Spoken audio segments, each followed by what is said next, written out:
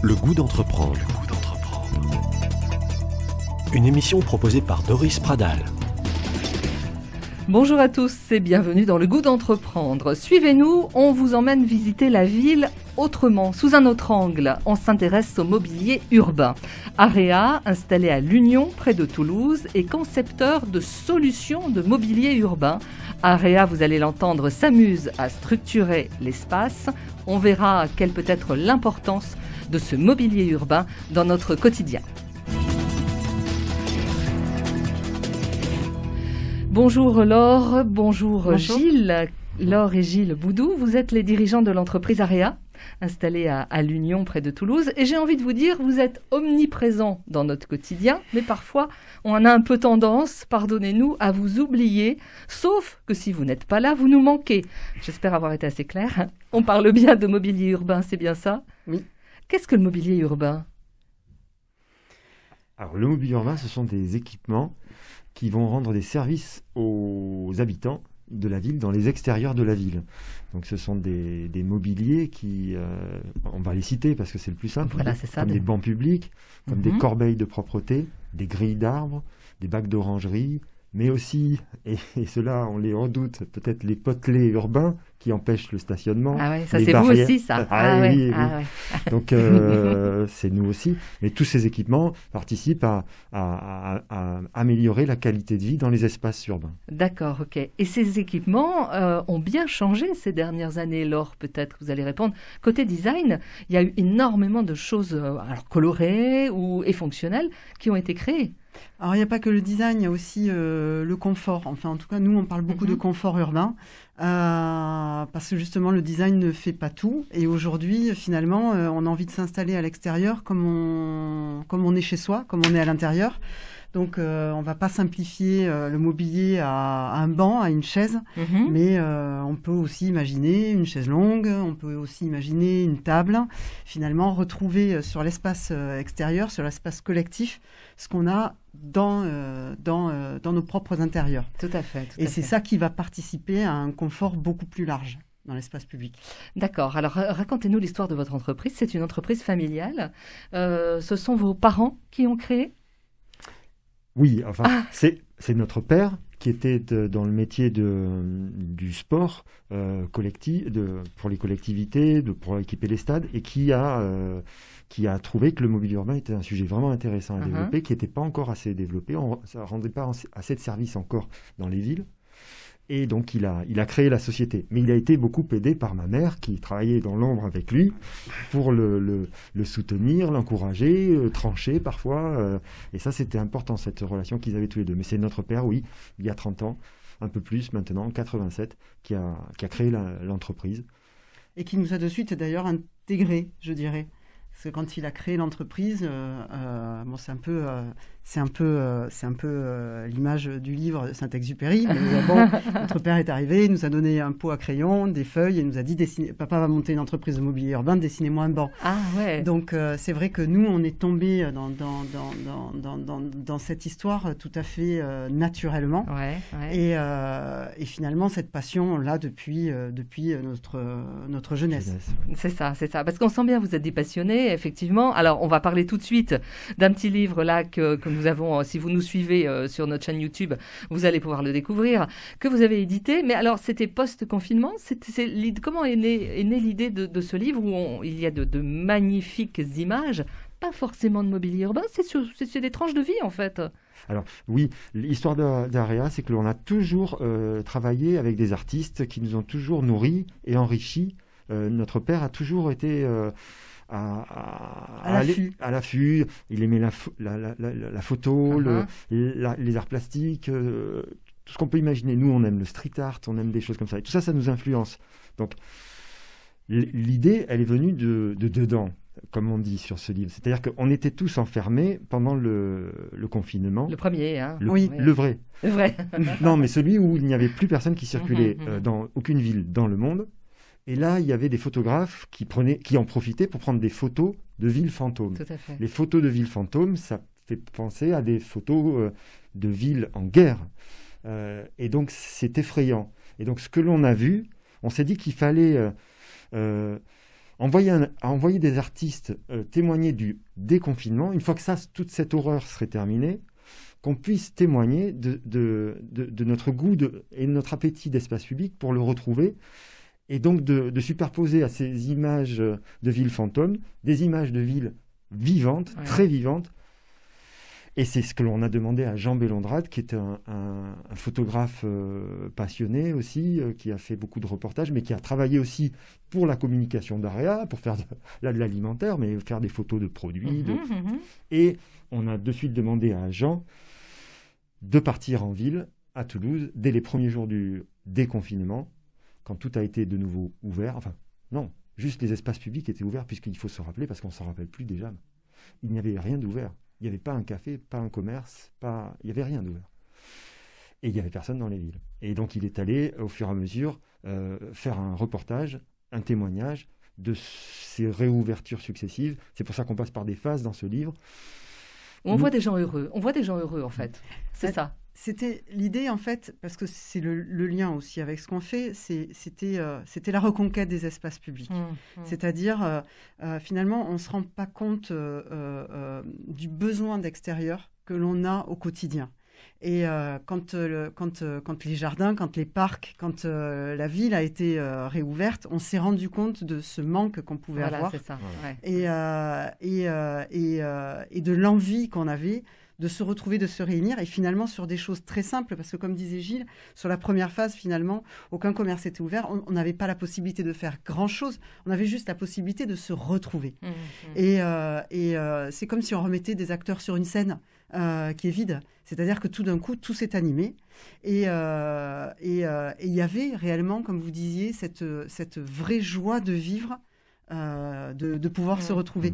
Et on a d'ailleurs pas seulement demandé à Jean Bellondrade de réaliser les photos, mais aussi on a travaillé avec un auteur, Yaniv Corlouet, avec qui on avait travaillé jusque-là que sur la partie commerciale, à qui on a donné aussi carte blanche dans ses textes. Et ils ont tous les deux d'ailleurs déambulé dans Toulouse, ensemble ou séparément, et on leur a demandé à chacun de venir nous livrer leur histoire. Et c'est ce qui est beau aussi dans ce livre, c'est que finalement, on le voit quand on lit les textes, quand on les met en regard des photos, que finalement, sur certaines choses, il y a des recoupements, mais il y a aussi chacun d'entre eux, chacun des deux artistes, qui va raconter son déconfinement. Et je pense qu'à travers ces deux regards, nous touche tous particulièrement. Alors revenons à votre cœur de métier, on va dire la fabrication de mobilier urbain. Tout est fabriqué ici, en Haute-Garonne ? Oui. Designé, évidemment, fabriqué. Combien vous êtes dans l'entreprise ? On est 70 personnes. Ouais. On a plusieurs ateliers de fabrication. On a des bureaux commerciaux à part. On est sur plusieurs sites, en fait. Mais tout est fait, oui, ici. Et on travaille partout en France. Et même, on fait du développement en Europe. Ouais. D'accord. En fait, on conçoit, on fabrique et on vend en direct. C'est ce qui fait la force de notre entreprise. C'est que finalement, on va maîtriser toute la chaîne. Et c'est ce qui nous permet aussi d'avoir des petits grains de folie et de pouvoir faire des choses comme de faire des livres. De faire des livres, même si ça semble éloigné. De mettre un peu de poésie. Voilà, oui, exactement. C'est ça. C'est mettre de la poésie dans notre travail, même si de toute façon, tous les deux, on est passionnés par ce qu'on fait et on a la chance de vivre de notre passion. Est-ce qu'il y a une tendance, une mode dans le mobilier urbain ? Il n'y a rien de pire que de suivre une mode. Oui. Donc, du coup, il ne faut pas. C'est ça. Voilà. Donc, non, au contraire, on essaie de faire du mobilier intemporel, du mobilier tellement bien dessiné qui tombe sous le sens. Enfin, c'est simple et du coup, ils sont durables. On parle de durabilité. C'est bien. Alors, utiliser des matériaux durables, c'est une chose très importante. Mais que l'objet que l'on conçoit soit mécaniquement et esthétiquement durable, si on va sur l'esthétique, c'est qu'il traverse les temps et qu'il est toujours aussi actuel. C'est ça, d'accord. Est-ce que vous avez des demandes particulières, des choses qui vous ont particulièrement marqué quand, par exemple, une municipalité vous passe commande ? Ça fait partie de vos clients, on est bien d'accord. Bien sûr, oui, on travaille avec les architectes, les paysagistes concepteurs, surtout qui s'occupent des aménagements à l'extérieur, plus que les architectes bâtis, mais on travaille aussi avec, et des urbanistes. Mais ce sont les collectivités qui sont Nous, on travaille à 98% avec la commande publique, donc ce sont les collectivités, en tout cas, qui sont les maîtres d'ouvrage. D'accord. Ouais. Et ils nous font des demandes, effectivement. Et alors, nous, en fonction de ce que l'on pense et ce qu'on imagine pour l'espace public. On voit si ce sont des bonnes solutions. C'est pas toujours... Les clients ne sont pas forcément bien placés pour savoir ce qu'il faut absolument comme produit. En fait, nous, on a un catalogue. On n'est pas des serruriers. Donc, on n'a pas un atelier de serrurerie qui va travailler à la demande pour un maître d'ouvrage ou pour un maître d'œuvre. Nous, on conçoit réellement du mobilier. On est des designers de mobilier.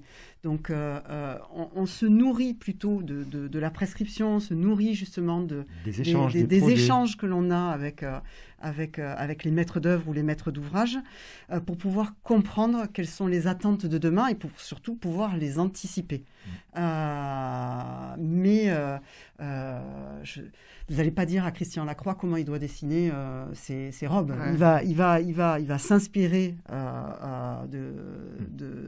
d'une tendance, il va s'inspirer de quelque chose, il va aller dedans. Nous, c'est la même chose.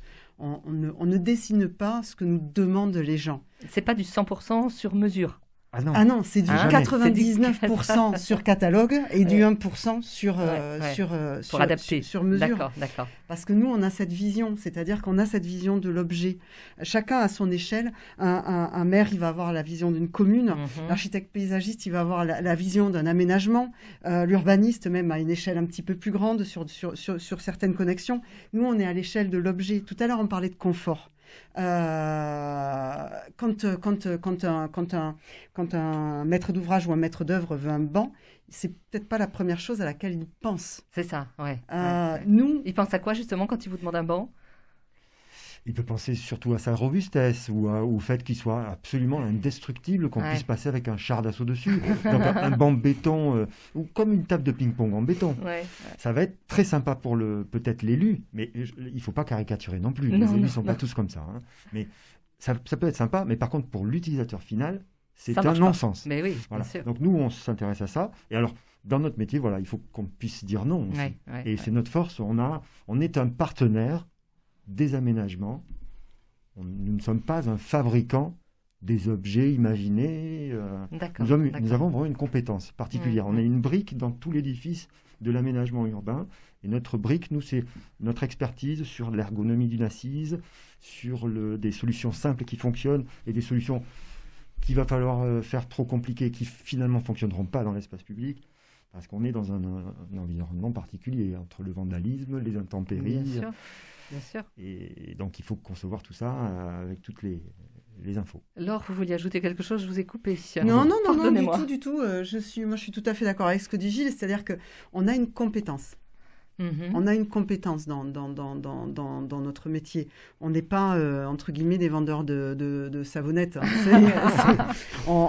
On vend des solutions, on sait de quoi on parle. Quand on parle de matériaux, on sait quels matériaux sont capables de résister en extérieur ou pas. Donc même si on nous demande de travailler avec telle ou telle essence de bois, on sait qu'une essence de bois va donner du tanin, on sait qu'une essence de bois va donner des échardes. On sait de quoi on parle quand on parle de solutions de mobilier urbain. Donc c'est dans ce partage, comme disait Gilles, que l'on se positionne. Bien sûr, tout à fait. Vous ne bougez pas. Vous restez assis sur un magnifique banc. À tout de suite.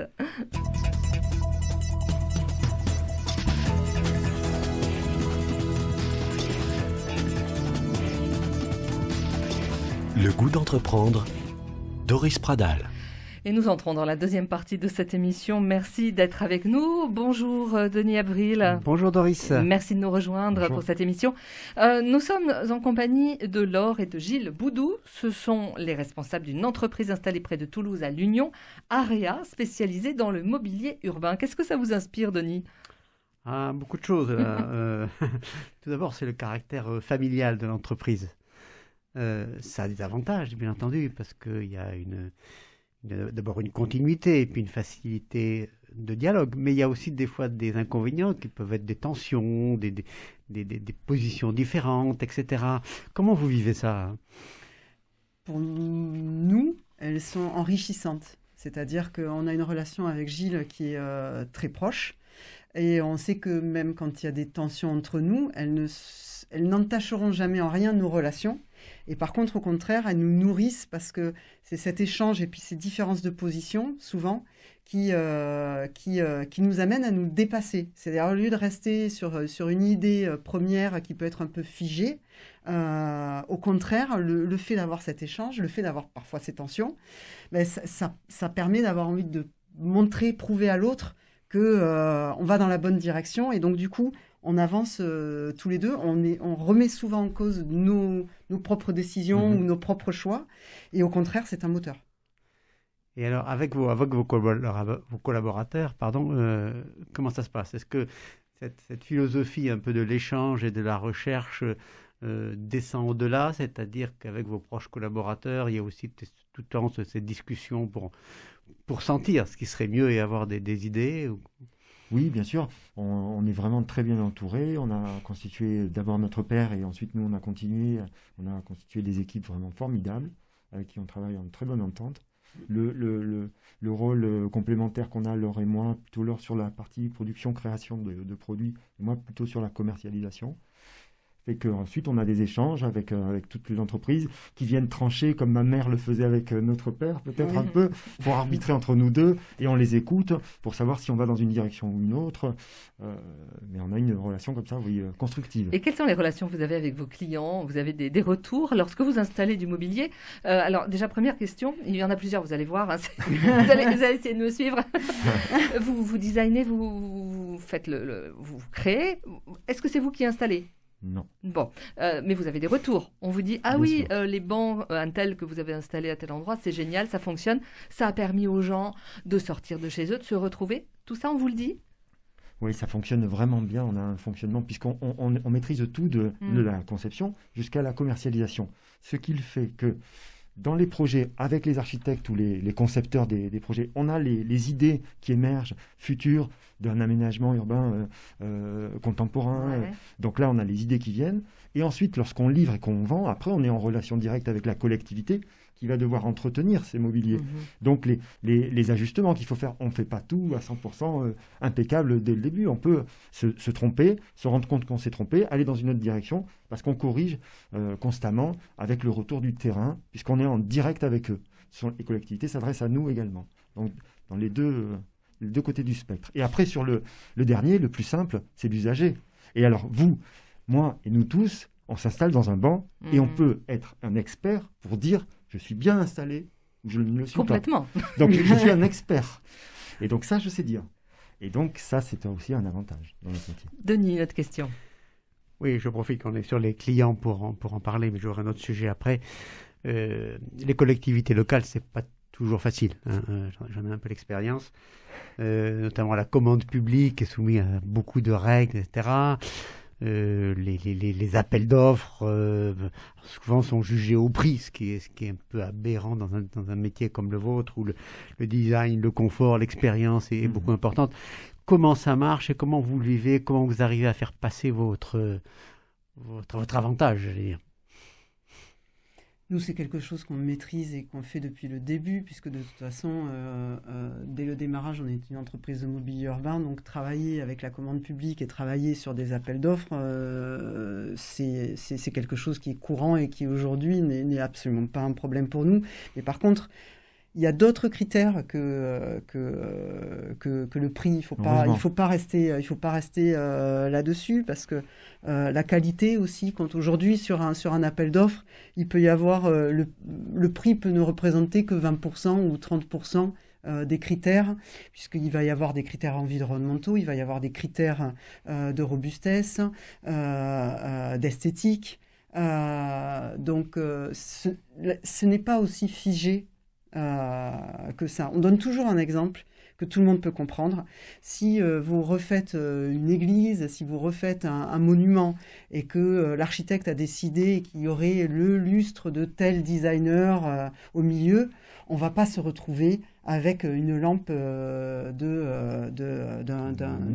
d'une grande surface de bricolage parce qu'elle a un moindre coût. Donc ce n'est pas le coût qui est toujours le critère en fait dans l'aménagement et dans les appels d'offres. Alors, c'est important d'avoir du mobilier urbain qui comprenne, j'allais dire, notre société. Est-ce que ça, vous le sentez? Quand je dis comprendre notre société, c'est-à-dire notre façon de vivre, ça a évolué. Ces derniers mois, on n'a plus trop le droit de s'approcher. Est-ce que ça, vous avez réfléchi, par exemple, à du mobilier qui permette de se parler, mais sans être trop près? Comment vous prenez en compte, justement, l'évolution de notre société à travers vos meubles? Alors ça, on le fait. C'est-à-dire que nous, toute notre innovation consiste à observer les usages que l'on a dans les espaces urbains et de s'en inspirer pour ensuite créer du mobilier qui suive qui permet de répondre à ces demandes. Mais après, par contre, la conception dans la peur de cette pandémie, ce ne serait pas une bonne idée. Il ne faut pas partir de ce postulat parce que ça va changer et on concevrait des choses mauvaises. Il ne faut pas surréagir. Continuons. Les choses que l'on fait, c'est simple, c'est le confort en ville. C'est vrai que, par exemple, la table en milieu urbain, c'est un objet que l'on a tous à la maison. Mais dans l'espace public, des tables, vous en voyez peu. Pourtant, l'usage, on l'a tous. Malheureusement, ce que font les gens, c'est qu'ils s'installent sur des marches et ils improvisent une table pour pique-niquer, pour poser un portable. Donc cette table, il faut la faire, vraiment, et en offrir. Comme on a eu la chaise longue, maintenant ça fait 10 ans qu'on fait des chaises longues. Ça ne se faisait pas trop. Donc tout ça, ce sont des usages que l'on observe et que l'on... Voilà. Et l'usage de se séparer les uns les autres, notre métier, c'est justement de rapprocher les gens, de faire un réseau social qui est l'espace urbain. Donc, ça serait à l'envers... Un non-sens, effectivement, de créer du mobilier avec des chaises séparées. Voilà, tout à fait. Pour tout un chacun, je dirais, on ne peut pas construire l'avenir par la crainte et par la peur. Exactement, bien sûr. C'est optimiste, il faut rester optimiste. Oui. Denis, une autre question. Oui, alors parce qu'il y a l'usage et l'évolution des usages, mais aussi l'évolution des technologies. Et notamment tout ce qu'on peut faire à partir du digital. Bon, je pense au commerce, qu'on commence à avoir des vitrines interactives et tout. Est-ce que vous y réfléchissez sur des mobiliers interactifs qui pourraient en même temps apporter un certain nombre de renseignements sur la ville, etc. Je pense aussi, parce qu'on a beaucoup parlé, l'évolution de mobilier type urinoir ou choses comme ça, pour hommes, pour femmes et tout. Est-ce que ça fait partie de votre réflexion pour l'avenir? L'interactivité, on l'a tous dans notre main dès qu'on a un téléphone portable. Donc le mobilier n'est pas censé amener ça. Vous choisissez pas un canapé parce qu'il a une prise USB inclus dans l'assise. Vous choisissez un canapé parce qu'il est confortable, parce que vous y êtes bien dedans, parce qu'esthétiquement il correspond à la pièce que vous avez chez vous. On peut pas demander de faire d'un mobilier urbain qui est censé rendre un service de simple finalement. De s'adapter aux nouvelles technologies, surtout que les nouvelles technologies finalement évoluent tellement vite que ça créerait une obsolescence du mobilier qui serait absurde. C'est-à-dire que quand on va passer du USB 3 ou USB 4 ou USB 5 alors qu'on a installé un banc qui est en USB 2, mettons, 5 ans après il est obsolète. Alors que nos bancs, nos mobiliers, eux, ils sont là pour durer 15 ans, 20 ans, 30 ans. Donc on ne peut pas programmer l'obsolescence aujourd'hui. Nous, en tout cas, c'est pas comme ça qu'on voit le mobilier. Vous avez pris un exemple d'ailleurs qui est assez frappant avec la prise USB. Et je fais un parallèle avec du mobilier, par exemple, d'aéroport, qui n'est pas à l'extérieur, mais quand même de l'espace public. Alors, je ne sais pas si vous fournissez aussi des aéroports. Les aéroports se sont mis à du mobilier avec des prises USB, justement. C'est vrai. Là, je pense qu'il y a beaucoup aussi de discours que l'on entend de sociétés de mobilier urbain beaucoup plus connues que nous, mais qui ne font pas du tout le même métier que nous, qui est le rôle des publicitaires, en fait. Ce sont des gens qui en fait, donnent aux villes des objets, et ensuite qui mettent de la pub dessus. Et ils ont le droit parce qu'ils l'ont donné. Donc il y a un contrat entre la collectivité et cette entreprise, et l'entreprise ne vit pas de la vente de ses équipements, mais vit de la vente de l'espace publicitaire aux annonceurs. Et là, eux, par contre, je comprends parfaitement le grand intérêt qu'ils ont de faire passer le panneau publicitaire affiche, papier, à le faire passer à un panneau publicitaire interactif. Dès qu'il vous voit arriver, il sait que vous êtes âgé de plus de 50 ans, que vous portez des lunettes et que vous projetez de faire un voyage à je ne sais où. Et du coup, il vous affiche exactement ce que vous voulez voir. Là, on touche à un autre domaine. Donc, c'est faire de Google dans l'espace public. Et ça, c'est vrai que ça, c'est une tendance forte je pense, qui fait peur à tout le monde. Ça, c'est vrai. On va y arriver. On y arrive. On espère ne jamais y arriver. En tout cas, on n'y arrivera pas. On le fera pas sur le banc. Voilà, pas vous en tout cas, pas vous, mais on va y arriver. On y arrive déjà sur nos téléphones, sur nos ordinateurs. Et effectivement, ça c'est dangereux. C'est dans les tuyaux. On va terminer là-dessus parce qu'effectivement, on reste très bien encore une heure de plus avec vous, un petit peu pris par le temps. Comment vous voyez évoluer votre entreprise dans les années qui viennent, avec peut-être un développement plus important à l'international, et le mobilier également, le mobilier urbain, redessiner la ville. Vous avez un rôle essentiel, vous avez un rôle majeur, il faut le dire. Alors, sur la partie développement, nous, on développe déjà l'entreprise, mais ça, c'est un développement, je dirais, presque de cœur, parce qu'on se développe actuellement beaucoup sur l'Allemagne. Ouais. Mais mon frère et moi, tous les deux, on a vécu en Allemagne. C'est un pays pour lequel on est très attachés. Et je dirais que ça résume un peu la vision qu'on a du développement d'entreprise, c'est-à-dire qu'on ne veut pas développer à tout va, on ne veut pas développer à tout crin, on veut quand même pouvoir continuer à développer en restant en contact, justement, comme on le disait tout à l'heure, avec les architectes paysagistes, avec les concepteurs, d'accord. Et ne pas perdre pied dessus. On pourrait faire de la production à foison, développer des usines, mais notre objectif à nous, il reste toujours dans ce lien humain, dans ce lien dans lequel on aura toujours la capacité justement d'innover et de concevoir, parce que finalement c'est ce qui va nous rendre nous heureux dans notre travail aussi. Et on a besoin tous d'avoir du sens dans ce que l'on fait. Et ce sens, nous on veut pas s'en défaire. Donc le développement de l'entreprise, oui, mais garder maîtriser. Votre ADN, voilà, oui. Tout à fait. Et 2 mots juste sur les tendances, on va dire. Même si c'est quelque chose que vous n'aimez pas, vous l'avez dit tout à l'heure. Comme je vous disais, sur les nouveaux usages, on va profiter de plus en plus des espaces extérieurs. Donc je pense qu'il va y avoir des usages qui vont se développer encore. On va essayer de continuer à s'amuser sur ces projets de développement de produits pour le bien des espaces urbains. Oui, tout à fait. D'utiliser au maximum l'extérieur, et il y a encore plein de choses à faire. Oui, tout à fait. Voilà, tout à fait. Merci à vous. À l'adresse de votre site internet, votre entreprise. Area.fr. Tout simplement. Merci Denis Avril. Retrouvez-nous en podcast sur notre site internet radioprésence.com et n'hésitez pas à aller visionner la chaîne YouTube du Goût d'entreprendre.